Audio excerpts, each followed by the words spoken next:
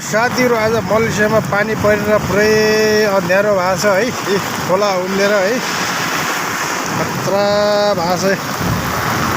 मलेसियामा पानी परेर आज यो भएको छ नि खोला हेर्नु खोला यस्तो भएको छ। यो पानी परिरहेको छ मलेसियाको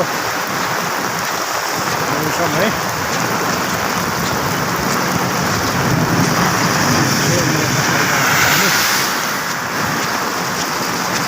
खतरा परेको छ पानी।